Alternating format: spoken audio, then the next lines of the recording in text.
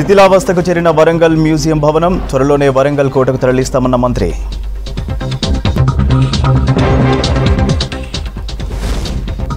రుణమాఫీలో తప్పుడు వివరాలు నమోదు, అధికారుల నిర్లక్ష్యంపై రైతుల నిరసన.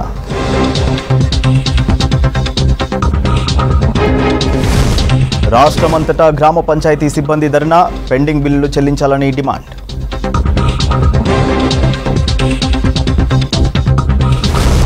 ప్రైవేటు హాస్పిటళ్లపై వైద్య శాఖ నిఘా, అనుమతులు లేని దవాఖానాలపై చర్యలు.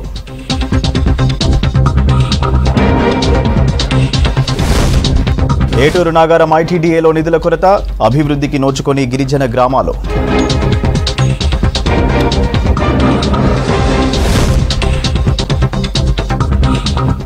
కరీంనగర్ జిల్లాలో కొత్త ప్రైవేటు హాస్పిటల్స్ పుట్టగొడుగుల్లో పుట్టుకొస్తున్నాయి.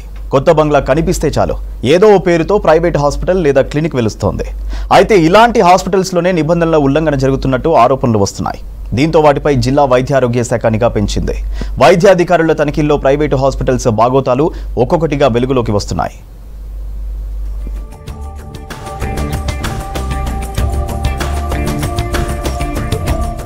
కరీంనగర్ జిల్లాలో నిబంధనలకు విరుద్ధంగా ప్రైవేట్గా హాస్పిటళ్లు నిర్వహిస్తున్నట్లు గుర్తించారు అధికారులు. వైద్య శాఖ ఆదేశాలతో నర్సింగ్ హోంలు, క్లినిక్లు, మెడికల్ కాలేజీ హాస్పిటళ్లు, laboratory, Ayurveda, homeo, Unani, naturopathy హాస్పిటల్స్లో తనిఖీలు చేపట్టారు. వైద్యారోగ్య శాఖ లెక్కల ప్రకారం 286 ప్రైవేట్ దవాఖానాలు, 2 ప్రైవేట్ మెడికల్ కాలేజీ హాస్పిటల్స్, 222 క్లినిక్లు, 54 రోగ నిర్ధారణ పరీక్షా కేంద్రాలున్నాయి. వీటితో పాటు జిల్లాలో దాదాపు 40 ప్రైవేట్ హాస్పిటళ్లు రిజిస్ట్రేషన్లు లేకుండానే నిర్వహిస్తున్నట్లు గుర్తించారు మెడికల్ ఆఫీసర్లు. మరికొన్ని హాస్పిటళ్లకు పాత రిజిస్ట్రేషన్లు రెన్యువల్ చేయలేదని ఐడెంటిఫై చేశారు.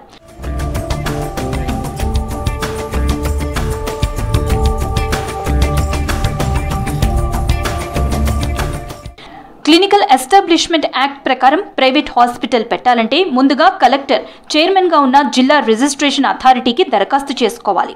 ఈ కమిటీలో పోలీసు ఉన్నతాధికారి, ఇండియన్ మెడికల్ అసోసియేషన్ నుంచి ఒకరు, అడిషనల్ కలెక్టర్ సభ్యులుగా ఉంటారు.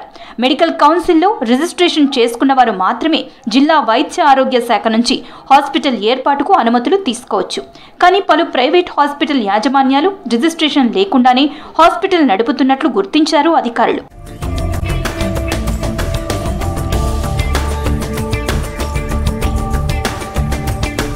హాస్పిటళ్లలో మంచి వైద్య సౌకర్యాలు, స్పెషలిస్ట్ డాక్టర్లు, సర్టిఫైడ్ నర్సింగ్ స్టాఫ్, ల్యాబొరేటరీలు, వాటిలో పనిచేసే క్వాలిఫైడ్ స్టాఫ్, సహాయ వైద్య సిబ్బంది, వార్డు బాయ్లు ఉండాలి. ఫైర్ సేఫ్టీ నిబంధనలు పాటించాలి. కానీ పలు ప్రైవేట్ దవాఖానాల్లో ఈ రూల్స్ పాటించడం లేదని గుర్తించారు అధికారులు. హాస్పిటల్స్తో పాటు వాటికి అనుబంధంగా ఉన్న డయాగ్నోస్టిక్ సెంటర్లలో అర్హత లేని వారిని నియమించినట్లు గుర్తించారు. గ్రామాల్లో, మండల కేంద్రాల్లో ఆర్ఎంపీలు, పీఎంపీలు రిజిస్ట్రేషన్ లేకుండా ఆసుపత్రులు నిర్వహించడాన్ని గుర్తించి కేసులు నమోదు చేశారు. ఆల్రెడీ డిఆర్ఏ యాక్ట్ కింద ఇక్కడ క్లినిక్స్ కూడా తిరుగుతున్నాయి. సో మేము ఇన్స్పెక్షన్ చేసినప్పుడు మన డిప్యూటీ డిఎంఎన్హెచ్ గారు ఇన్స్పెక్షన్ చేసినప్పుడు యాజ్ పర్ డిఆర్ఏ యాక్ట్ ప్రకారంగా ఇక్కడ సరిగా లేదు అనేసి గ్యాప్స్ ఉన్నాయని ఫైండ్ అవుట్ చేశాము. ఈరోజు సడన్గా ఇక్కడికి రావడం ఏంటంటే ఇన్స్పెక్షన్ చేసి ఇక్కడ ఉన్న గ్యాప్స్ని చూసేసి ఆల్రెడీ మేము షోకాజ్ కూడా ఇచ్చాము. సో దాని ప్రకారంగా ఇక్కడ as per the DRA act అన్ని కూడా ఫుల్ఫిల్ చేయట్లేదు కాబట్టి ఈ హాస్పిటల్ మేము సీజ్ చేస్తున్నాము. ఆర్ఎంపీలు, అంబులెన్స్ డ్రైవర్ల ద్వారా వచ్చే పేషెంట్ల నుంచి భారీగా ఫీజులు వసూలు చేస్తున్నట్లు ప్రైవేట్ హాస్పిటళ్లపై ఆరోపణలున్నాయి. ఇలాంటి వాటిని అరికట్టేందుకు ప్రతి హాస్పిటల్, డయాగ్నోస్టిక్ సెంటర్లో పరీక్షలకు సంబంధించిన ఫీజులు, డాక్టర్ల వివరాలు తప్పనిసరిగా ప్రదర్శించాలని నిబంధన పెట్టారు. కొన్ని హాస్పిటల్స్ లో ఇలా డిస్ప్లే బోర్డులు పెడుతున్నా రకరకాల మందుల పేరుతో, అనవసర టెస్ట్ల పేరుతో పేషెంట్ల నుంచి భారీగా వసూళ్లకు పాల్పడుతున్నట్లు గుర్తించారు.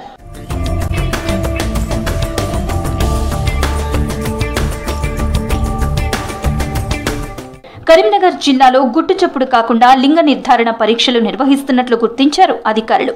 చట్టవిరుద్ధంగా అడ్డదారిలో అబోర్షన్లు చేస్తున్నట్లు తేల్చారు.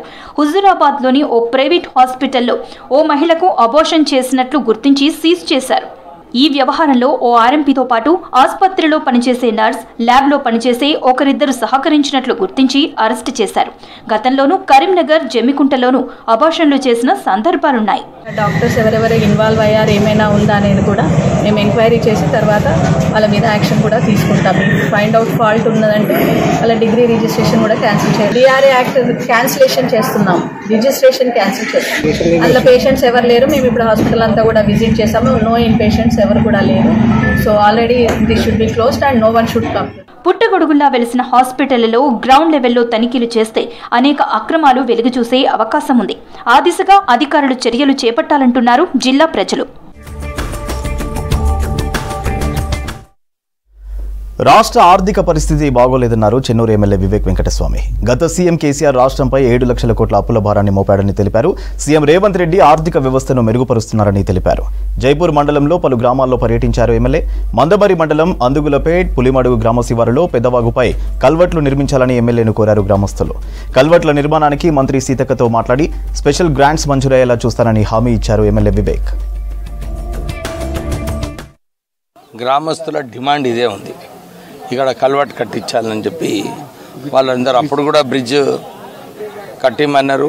ఇప్పుడు కూడా అదే డిమాండ్. ఈరోజు అందరూ కూడా ఇదే చెప్తున్నారు. సార్ మేమందరం ఇటుపక్క ఉన్నాము కానీ మా భూములన్నీ ఆ పక్క ఉన్నాయి, మేము పోలేకపోతున్నాము, మాకు ఇబ్బంది ఉందని చెప్పి మన పులిమడుగు, అందులపేట్ గ్రామస్తులందరూ కూడా వాళ్ళు ఇదే డిమాండ్ చేస్తున్నారు.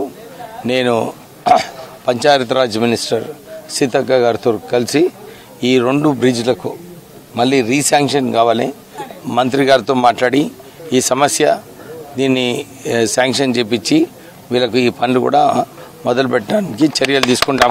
రేవంత్ రెడ్డి అసెంబ్లీలో చెప్పడం జరిగింది, ఖజానా ఖాళీ అయింది, మన రుణమాఫీ ఇచ్చినాము అందరికీ, మళ్ళీ 2 లక్షల రుణమాఫీ ఇవ్వబోతున్నాము, ఇవన్నీ కార్యాచరణ తీసుకుంటున్నాము. కేసీఆర్ ఏమో 7 లక్షల రూపాయలు అప్పులు చేసినాడు, మేము ఈ సరిదిద్దుతున్నాము.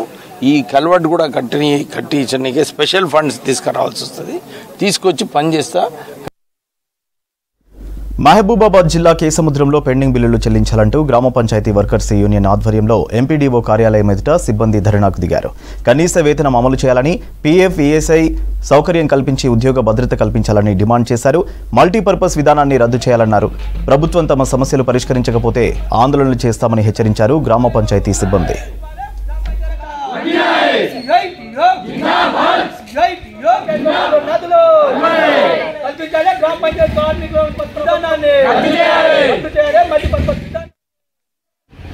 మేము మిమ్మల్ని అందరినీ పర్మిట్ చేసి మీకు సమాన పనికి సమాన వేతనంగా జీతం ఇచ్చేలా చూస్తానని, ప్రభుత్వ ఉద్యోగులుగా గుర్తిస్తామని, పిఎఫ్, ఈఎస్ఐ సౌకర్యాలు కల్పిస్తామని, ఆరోగ్య బీమా సౌకర్యం కల్పిస్తానని, అదే మాదిరిగా మాకు ఇన్సూరెన్స్ అంటే 10 లక్షల రూపాయలు ఇన్సూరెన్స్, అదేవిధంగా దాన సంవత్సరాల క్రితం ఇంతకుముందు మన గత ప్రభుత్వం బీఆర్ఎస్ ప్రభుత్వం 5 లక్షలకు మాకు నిగ్రహం చేసిండ్రు. ఆ నిగ్రహానికి మాకు అమలు కాలేదు. ఇప్పుడు ఈ ప్రభుత్వం మాకు 10 లక్షల రూపాయల ఇన్సూరెన్సు, అదేవిధంగా దాన సంవత్సరాలకు 30,000 రూపాయలు ఇవ్వాలని ప్రభుత్వం. నిజామాబాద్ జిల్లాలో అధికారుల నిర్లక్ష్యానికి తీవ్రంగా నష్టపోతున్నారు రైతులు. లోన్ వివరాలు తప్పుగా నమోదు చేయడంతో తమకు రుణాలు మాఫీ కాలేదని ఆవేదన వ్యక్తం చేస్తున్నారు. గతేడాది ఆగస్టులో లోన్ తీసుకుంటే డిసెంబర్ చివరిలో తీసుకున్నట్టు రికార్డులో నమోదు చేశారని, దాంతో తమకు రుణమాఫీ కాలేదని అధికారులపై ఆగ్రహం వ్యక్తం చేశారు. ప్రభుత్వం తమకు రుణాలు మాఫీ చేయాలని డిమాండ్ చేస్తున్నారు.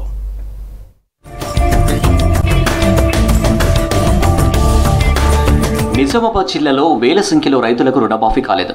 2 విడతల్లోనూ తమకు రుణమాఫీ కాకపోవడంతో ఆందోళన బాటపట్టారు రైతులు. జిల్లాలో మొదటి విడతల్లో ₹1,00,000 వరకు 44,635 మంది రైతులకు 222.65 కోట్ల రూపాయల రుణాలు మాఫీ అయ్యాయి. రెండో విడతలో 1,00,000 వరకు 22,868 మంది రైతులకు 210.54 కోట్ల రూపాయలు రుణమాఫీ అయింది. అయితే ఇంకా వేలాది మందికి 2 ఫేజుల్లో రుణమాఫీ అవ్వకపోవడంతో ఆందోళన చెందుతున్నారు రైతులు. ఫస్ట్ 1,00,000 రూపాయలు, తర్వాత 1,50,000, తర్వాత 2 లక్షలని స్వయాన ముఖ్యమంత్రి చెప్పడం జరిగింది.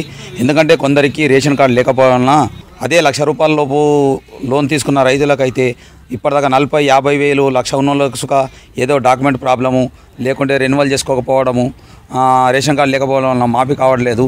మరియు 1,50,000 వాళ్ళకు అంతే కావడం మరియు 2 లక్షలు వచ్చేది. ఇది ఎలాంటి రైతుకు కంపల్సరీ రైతుకు రుణమాఫీ అని అంటే అందరి రైతులకు రుణమాఫీ చెందాలని. నాకు సొంతము 4 ఎకరాల భూమి ఉన్నది. నేను 80,000 రూపాయలు అప్పు తీసుకుంటాను SBI బ్యాంకు నుండి. బ్యాంకు తీసుకున్నా కానీ ఒక్కొక్కరికి 2 సార్లు 3 సార్లు మాఫీ వస్తున్నది. మాకు ఒక్కసారి కూడా రాలేదు. దీని కారణం ఏందని మేడంకు అడిగితే పేరు తప్పు అనేది ఉన్నదని చెప్తారు. పేరు తప్పు ఉంటే మాకు రైతు బంధు రావద్దు కదా. పేరు తప్పు ఉంటే రైతు బంధు వస్తుంది. మరి ఆధార్ కార్డు 2 ఉన్నాయి అంటారు. మరి 2 ఉంటే నాకు ఇంకో ఆధార్ కార్డు దేని మీద పెట్టారు? ఏ ఆధార్ కార్డు ఇంకోటి తీసుకొచ్చి పెట్టారు? అది కూడా మాకు తెలియాలి కదా. జిల్లాలోని పలు సొసైటీల్లో 2023 ఆగస్టు నెలలో చాలామంది రైతులు పంట రుణాలు తీసుకున్నారు. ఆగస్టులో లోన్ తీసుకుంటే డిసెంబర్ చివరిలో లోన్ తీసుకున్నట్లు వివరాలు నమోదు చేయడంతో వీరిని రుణమాఫీకి అనర్హులుగా గుర్తించారు అధికారులు. మాక్లూరు సొసైటీలో 92 మంది రైతులతో పాటు ఇతర సొసైటీలోని సిబ్బంది నిర్లక్ష్యంతో రుణమాఫీకి దూరమయ్యారు రైతులు. మాక్లూరు, రేంజల్, బోధాన్, ఆర్మూరు, జాక్రాన్పల్లి, డిచ్పల్లి, నవిపేట, వర్ణి, మొస్రా, చందూరు, కోటగిరి ఇలా పలు సొసైటీలో చాలామంది రైతులకు రుణమాఫీ కాలేదు. అర్హత ఉన్న రికార్డులో తప్పుడు వివరాలు నమోదు చేయడంతో తమకు రుణమాఫీ కాలేదని ఆవేదన చెందుతున్నారు రైతులు. 4 ఎకరాల పొలం ఉంది. మళ్ళీ 4 ఎకరాల కౌలు చేస్తున్నాడు. ఆ తర్వాత ఏమైందంటే ఇప్పుడు రేషన్ కార్డు లేదు, రుణమాఫీ ఈయనకు వర్తించలేదు. మరి 10 సంవత్సరాల నుంచి రేషన్ కార్డు లేదు. మరి ఈయనకి మాఫీ ఇప్పుడు రావాలంటే ఎట్లా రావాలి? దానికి పరిష్కారం చూపించాలి కదా గవర్నమెంట్. మరి ఇప్పటివరకు అయితే మాఫీ రాలే. మేడం దగ్గరికి వస్తే రేషన్ కార్డు అడుగుతుంది. మేడం రేషన్ కార్డు తీసుకొస్తే మాఫీ వస్తుంది, చూస్తామని చెప్తున్నారు. అది ఏదైతే పథకం మనకు రుణమాఫీ పెట్టిరో అది రేషన్ కార్డు లేకపోయినా గవర్నమెంట్ మాఫీ అయ్యేలా ప్రభుత్వం చూడాలని మేము కోరుకుంటున్నాం. ఎక్కడ మాఫీ వచ్చింది, ఎంతమందికి వచ్చింది, ఏ విలేజ్లో ఎంతమందికి వచ్చిందో కూడా ఎక్కడ స్పష్టత లేదు. కానీ ఆ లిస్ట్ కనీసం ఆ లిస్ట్ అన్నా పెట్టినా కానీ అర్థమవుతుండే. ఏ బ్యాంకులకు అడిగినా మాకేం రాలే అంటున్నారు. ఉదాహరణకి ఈ సొసైటీలో దగ్గర 1500-1600 మంది ఉంటే అందులో వచ్చింది 20 మందికి మాఫీ వచ్చింది. మరి ఈ రకంగా 20 మందికి 30 మందికి వస్తే ఈ 100 మంది లోన్ తీసుకున్న వాళ్ళు ఉండగా 20-30 మందికి వస్తే జిల్లాలో అర్హత ఉన్న రుణమాఫీ కాని రైతుల సంఖ్య 3,000 దాటింది. దీంతో నిత్యం సొసైటీలు, బ్యాంకుల చుట్టూ తిరుగుతున్నారు రైతులు. తమకు కూడా రుణమాఫీ చేయాలని కోరుతున్నారు.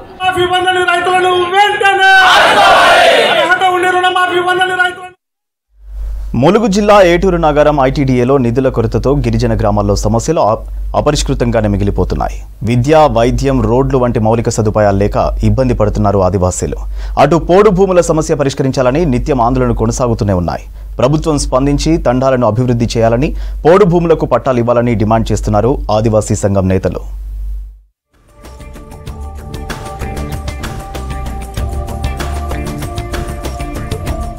ఉమ్మడి వరంగల్ జిల్లాలో ఆదివాసీలకు అన్ని సౌకర్యాలు కల్పించేందుకు ఏర్పాటైన ఐటీడీఏ లక్ష్యం నీరుగారుతోంది. ఆదివాసీ గూడాల్లో విద్య, వైద్యం, ఉపాధి, మౌలిక సదుపాయాలు అందని ద్రాక్షలాగే మారాయి.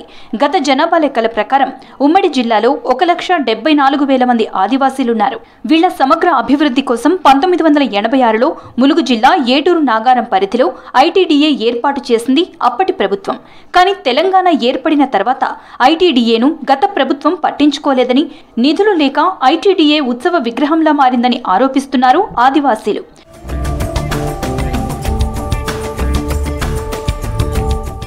ఆదివాసీల కోసం ప్రత్యేక చట్టాలు, హక్కులు ఉన్నా అవి కాగితాలకే పరిమితమవుతున్నాయంటున్నారు ఆదివాసీ సంఘాల నేతలు. షెడ్యూల్ ప్రాంతంలో ఆదివాసీలకు రక్షణగా నిలిచిన 1/70 చట్టం, పీసా చట్టం, అటవీ హక్కుల గుర్తింపు చట్టాలను ప్రభుత్వాలు పూర్తి స్థాయిలో అమలు చేయడం లేదంటున్నారు.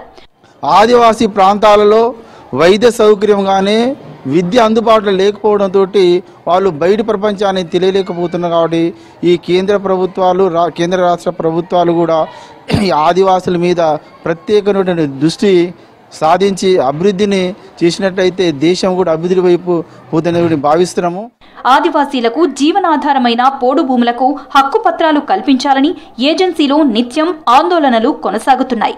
ఏళ్లుగా ఉద్యమాలు చేస్తున్న పాలకులు ఈ సమస్యను పరిష్కరించడం లేదంటున్నారు నేతలు. ఆదివాసీ రైతుల భూములను లాక్కునేందుకు ప్రయత్నిస్తున్నారని, వారికి బతుకు తెరువు లేకుండా చేస్తున్నారని ఆరోపిస్తున్నారు. ఆదివాసీ ప్రాంతాలకు సంబంధించిన వలసలను ఇక్కడ ప్రభుత్వం నిరోధించలేకపోయింది. వాళ్ళకు సంబంధించిన భూములను పరాయీకరణ చెందకుండా వాళ్ళ భూములను రక్షణ కల్పించలేకపోయింది. రెండోది ఏంటంటే వాళ్ళు సాగు చేసుకుంటున్న భూములకు కనీసము హక్కు పట్టాలను కూడా అందజేయాలని తక్షణం పరిష్కరించాలనే విషయాన్ని కూడా అది తక్షణ సమస్యగా ఇక్కడ ప్రభుత్వాలు గుర్తించకపోవడము అది ఆదివాసుల హక్కుల ఉల్లంఘన కిందకే వస్తుంది. కానీ ప్రభుత్వం ఈ విషయాల మీద తక్షణం స్పందించాల్సిన అవసరం ఉన్నది. పోడు రైతులకు పూర్తి స్థాయిలో పట్టాలు అందడం లేదంటున్నారు నేతలు. 2006 అటవీ హక్కుల చట్టం ప్రకారం హక్కు పత్రాలు ఇవ్వాల్సి ఉందని, కానీ ప్రభుత్వాలు పోడు పట్టాలు ఇవ్వడంలో నిర్లక్ష్యం చేస్తున్నాయని ఆరోపిస్తున్నారు. పాలకులు ఆదివాసీలను కేవలం ఓటు బ్యాంకుగానే వాడుకుంటున్నారని మండిపడుతున్నారు.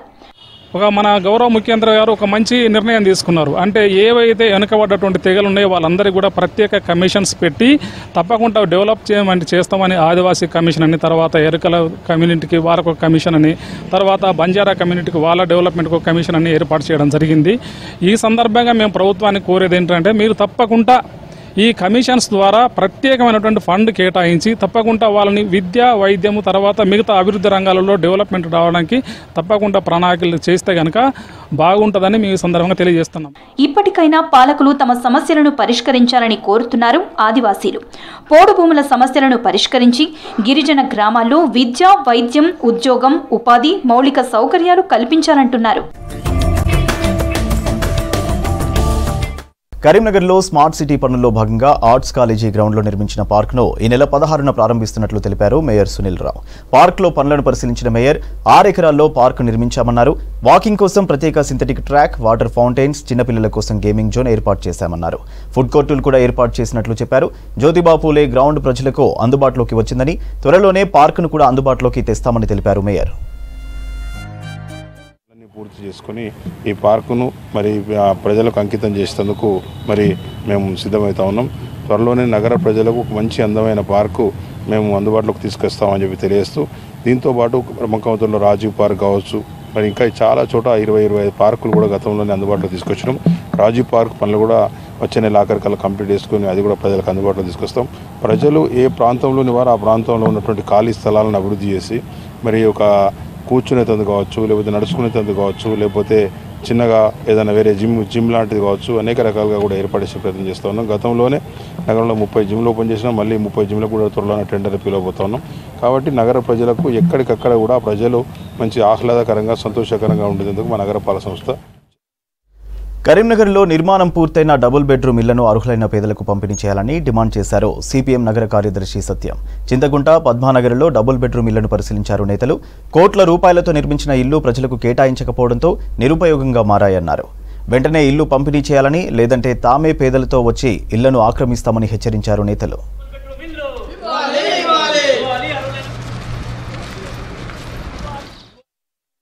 ఇక్కడ సుమారుగా 1000 ఇళ్ళు కన్స్ట్రక్షన్ జరిగింది. వీటిని పేదలకు కేటాయించకుండా నిరుపయోగంగా ఉండడం మూలంగా శిథిలావస్థ కూడా చేరుతున్నటువంటి పరిస్థితి ఉంది. అట్లాగే అసాంఘిక కార్యకలాపాలకు కూడా ఇక్కడ ఒక అడ్డగా, మందుబాబులకు అడ్డా కేంద్రంగా కూడా మారింది. ఇప్పటికైనా ఈ రాష్ట్ర ప్రభుత్వం అయినా అర్హులైన పేదలందరికీ కూడా ఇండ్లు కేటాయించాలని చెప్పి మేము డిమాండ్ చేస్తూ ఉన్నాం. లేదంటే అర్హులైన పేదలందరినీ కూడా కలుపుకొని సిపిఎం ఆధ్వర్యంలో ఇళ్లను ఆక్రమిస్తామని చెప్పి కూడా ఈ సందర్భంగా హెచ్చరిస్తూ ఉన్నాం. అనేక మంది ఇండ్లు లేక పేదలు ఎంతో ఇబ్బందులు పడుతూ ఉన్నారు. చేసినటువంటి డబ్బులను రూమ్ కిరాయిలు కట్టలేక, జీవితం గడపలేక అనేక ఇబ్బందులు పడుతున్నటువంటి పరిస్థితి ఉంది. పిల్లలకు ఫీజులు కట్టుకోలేక, ప్రభుత్వ ప్రైవేట్ హాస్పిటల్లోకి వెళ్ళలేక బతుకు జీవుడా అంటూ జీవిస్తూ ఉన్నారు. అందుకని గత పాలకుల నిర్లక్ష్యాన్ని దృష్టిలో పెట్టుకొని ఇప్పటికైనా ఈ ప్రభుత్వము తక్షణమే ఈ కట్టినటువంటి డబుల్ బెడ్రూమ్ ఇళ్లను కూడా అర్హులైన పేదలందరూ కూడా కేటాయించాలి, ఇక్కడ సౌకర్యాలు కల్పించాలి. సూర్యాపేట జిల్లా మునగాల కేంద్రం నుండి కీతవారిగూడెం గ్రామం వరకు చేపట్టిన రోడ్డు నిర్మాణ పనులతో ప్రజలు అవస్థలు పడుతున్నారు. 2 లైన్ల R&B రోడ్డు వెడల్పుకు నల్లరేగడి మట్టి వేసి దానిని చదును చేయకపోవడంతో ప్రయాణికులు, రైతులు ప్రమాదాలకు గురవుతున్నారు. ఇష్టారీతిన రోడ్డు వేస్తున్నారని, తమ సమస్యలను పట్టించుకోవడం లేదంటున్నారు రైతులు. రోడ్డు కోసం తమ పొలాల్లో ఉన్న నీటి పైపులను కూడా ధ్వంసం చేశారన్నారు. అధికారులు, కాంట్రాక్టర్ నిర్లక్ష్యంతో తాము అనేక ఇబ్బందులు పడుతున్నామన్నారు స్థానికులు.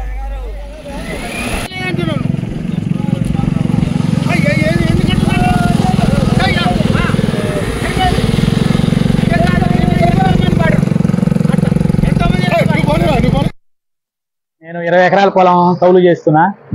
అయితే దాన్ని ర్యాంపులు పోసాం బాట కోసం. పోస్తే ఆ ర్యాంపులు మొత్తం చెడగొట్టారు రోడ్డు వాళ్ళు. ఏంటి అంటే లెక్క చేయట్లేదు, మాట్లాడట్లేదు, పట్టించుకోవట్లేదు మమ్మల్ని గురించి. ఇప్పుడు 20 ఎకరాల పొలం బీడే ఉంది.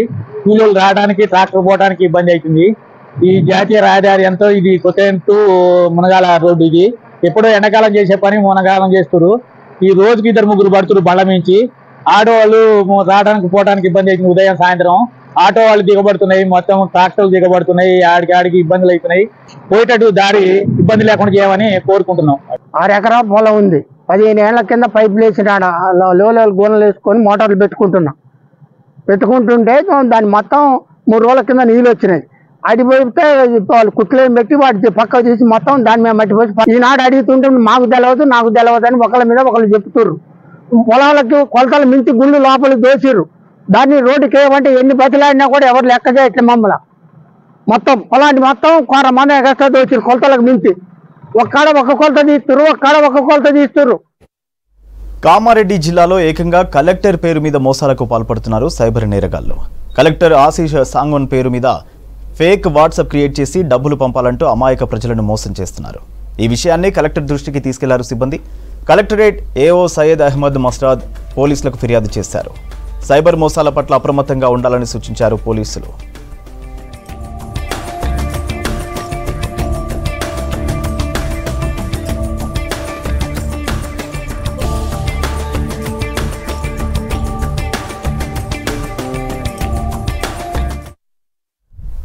ప్రాచీన కాలం నాటి శిల్పకళా సంపద, అద్భుతమైన కళాఖండాలు, పురాతన నాణాలు, కాకతీయుల నాటి రాతి విగ్రహాలను భావితరాలకు అందించేందుకు వరంగల్లో మ్యూజియం ఏర్పాటు చేసింది ప్రభుత్వం. ఆ మ్యూజియంకు వెళ్లేందుకు రోడ్డు సరిగా లేక సందర్శకులకు ఇబ్బందిగా మారింది. ఆ మ్యూజియంను వరంగల్ కోటలోకి తరలించేందుకు నూతనంగా అత్యాధునిక హంగులతో కొత్త భవనం నిర్మించారు. కొత్త భవనంలోకి మ్యూజియంను తరలించి సీఎం చేతుల మీదుగా ప్రారంభించేందుకు సిద్ధం చేస్తున్నారు అధికారులు.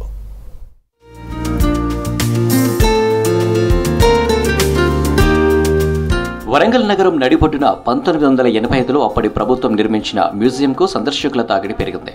కాకతీయుల కాలంలోని శిల్ప కళా సంపదను భావితరాలకు అందించాలని అప్పటి కలెక్టర్ ఆర్పి సింగ్ ఆధ్వర్యంలో మున్సిపల్ కార్పొరేషన్ పక్కనే మ్యూజియం నిర్మించారు. ఈ భవనానికి అప్పటి గవర్నర్ శంకర్ దయాల్ శర్మ శంకుస్థాపన చేశారు. అప్పటి సీఎం నెదురుమల్లి జనార్దన్ రెడ్డి ఈ మ్యూజియంను ప్రారంభించారు.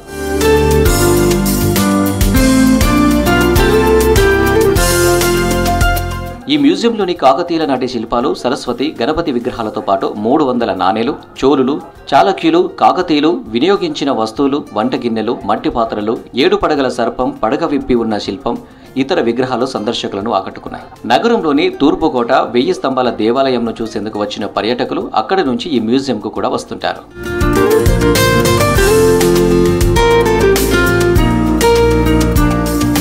మ్యూజియంకు వెళ్లేందుకు రోడ్డు సరిగా లేకపోవడంతో ఇబ్బంది పడుతున్నారు సందర్శకులు. కార్పొరేషన్ పక్కనే భవనం నిర్మించేందుకు గత ప్రభుత్వంలో ఎకరం వెడల్పులో పెద్ద గొయ్యి తవ్వారు.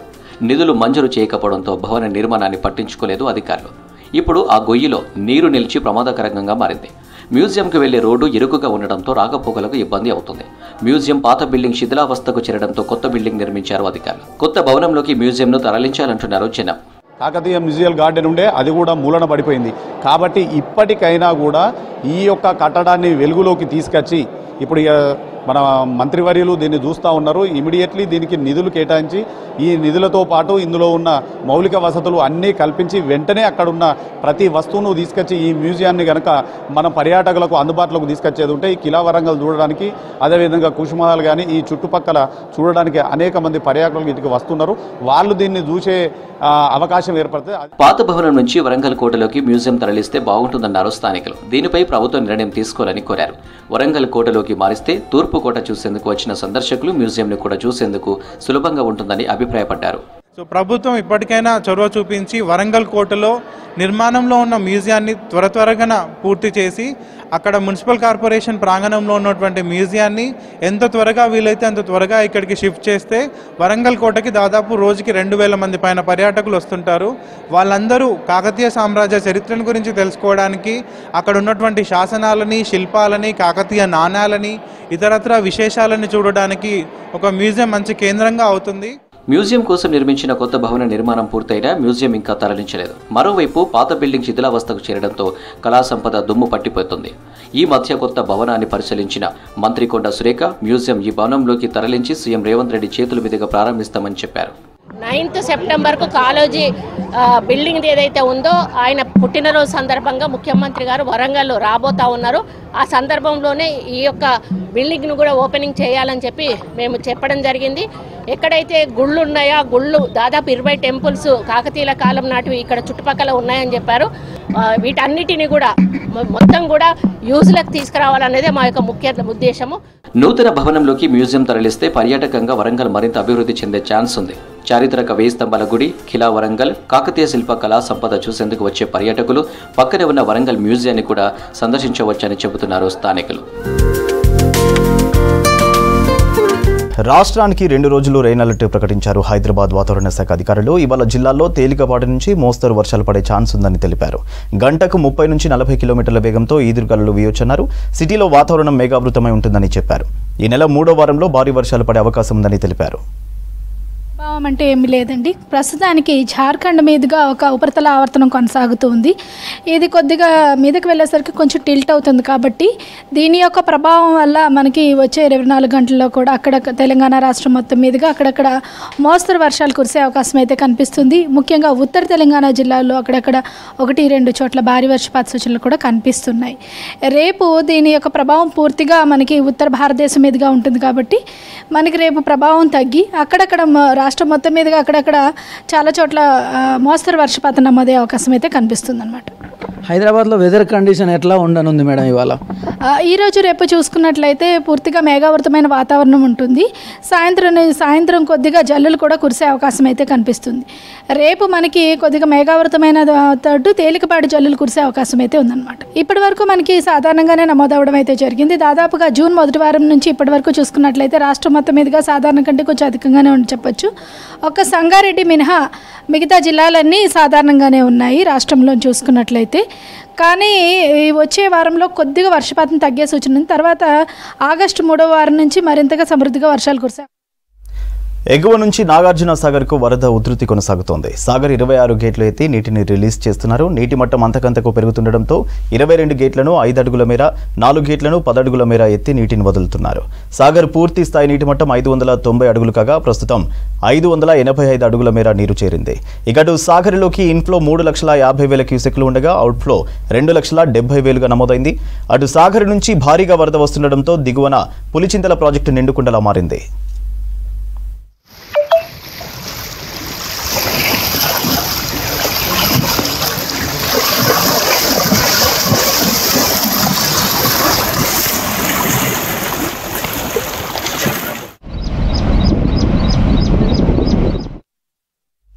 వికారాబాద్ జిల్లా కొడంగల్లోని శ్రీ మహాలక్ష్మి వెంకటేశ్వర స్వామి ఆలయంలో శ్రీ నాగుల చవితి సందర్భంగా విశేష పూజలు చేశారు. నాగదేవతకు పాలు, పెరుగు, నెయ్యి, పసుపు, చందనం, సుగంధ ద్రవ్యాలతో అభిషేకం చేశారు. అర్చనలు చేసి భక్తులకు తీర్థ ప్రసాదాలు అందజేశారు.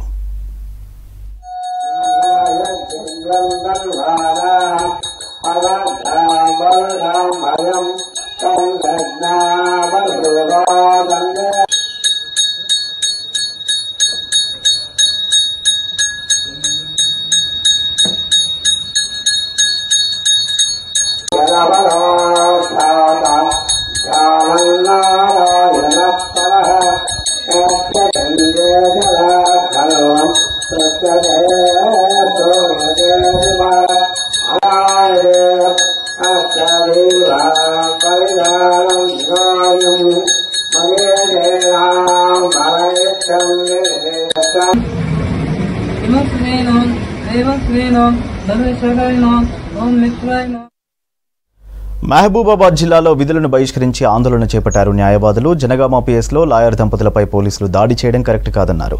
సిరిసిల్ల ఘటన మరవక ముందే ఇలా లాయర్లపై భౌతిక దాడులకు పాల్పడడం బాధాకరమన్నారు. దాడి చేసిన పోలీస్ సిబ్బందిపై ఉన్నతాధికారులు చర్యలు తీసుకోవాలన్నారు. న్యాయవాదుల రక్షణకు ప్రభుత్వం ప్రత్యేక చట్టాన్ని రూపొందించాలని డిమాండ్ చేశారు.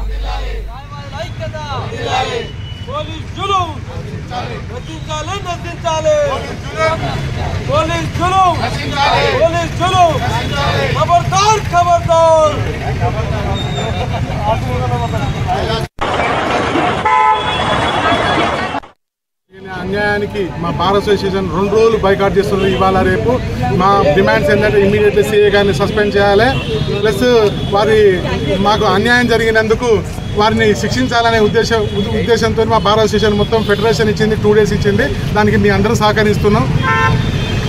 భౌతిక దాడి చేస్తూ ఒక హంతకుడిలో లేకపోతే ఒక దోపిడిదారును లాక్కెళ్ళినట్టుగా 4 పోలీసులు అమాంతంగా పోలీస్ స్టేషన్లో అడ్వకేట్ అమృతరావు గారిని లాక్కెళ్ళి లోపల కూర్చున్నపెట్టి పిడుగుతులు గుద్దినటువంటి పోలీసుల యొక్క చర్యల్ని మేము ముక్త కంఠంతో ఖండిస్తున్నాం. ఒక న్యాయం కోసం తన క్లయింట్ తరపున పోలీస్ స్టేషన్కు పోయినటువంటి న్యాయవాదికే రక్షణ లేకుండా, గౌరవ మర్యాద లేకుండా ప్రవర్తించే పోలీసులు సామాన్య ప్రజానికానికి ఏమాత్రం అవకాశం ఇస్తారనేటువంటి విషయాన్ని ఈ ప్రభుత్వాలు పరిశీలించాలా. నాగర్ కర్నూలు జిల్లా అచ్చంపేట మండలం లింగోటం ఆక్స్ఫర్డ్ మోడల్ స్కూల్ హాస్టల్లో ఫుడ్ పాయిజన్ అయింది. హాస్టల్లో అల్పాహారం తిన్న 40 మంది విద్యార్థులు అస్వస్థతకు గురయ్యారు. ఏరియా హాస్పిటల్లో విద్యార్థులకు వైద్యం అందిస్తున్నారు. ఫుడ్ పాయిజన్ ఘటనతో హాస్టల్ను తనిఖీ చేశారు deputy DMHO Tara Singh, DSP Srinivasulu. కుళ్లిపోయిన కూరగాయలు, కిచెన్ అపరిశుభ్రంగా ఉండడంపై ఆగ్రహం వ్యక్తం చేశారు.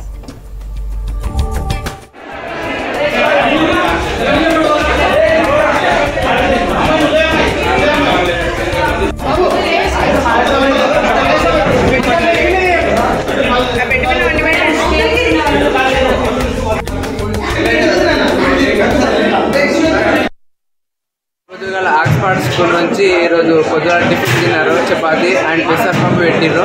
దానివల్ల బ్రెడ్లో కొంచెం షేప్ అయినాక అందరు 1 by 2 అందరూ కింద పడ్డారు అంతే. దాని తర్వాత ఒకరిని చూసి ఒకడు అట్లా కంటిన్యూ అవుతుంది.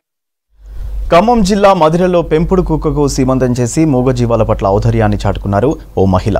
సుందరయ్య నగర్లో హోటల్ నడుపుతూ జీవనం సాగిస్తున్న ఈశ్వరరాణి తన పెంపుడు కుక్కకు సీమంతం చేశారు. సన్నిహితులను పిలిచి సీట్లు పంచారు. కుక్కకు సీమంతం జరిపించిన ఈశ్వరరాణిని అభినందిస్తున్నారు స్థానికులు.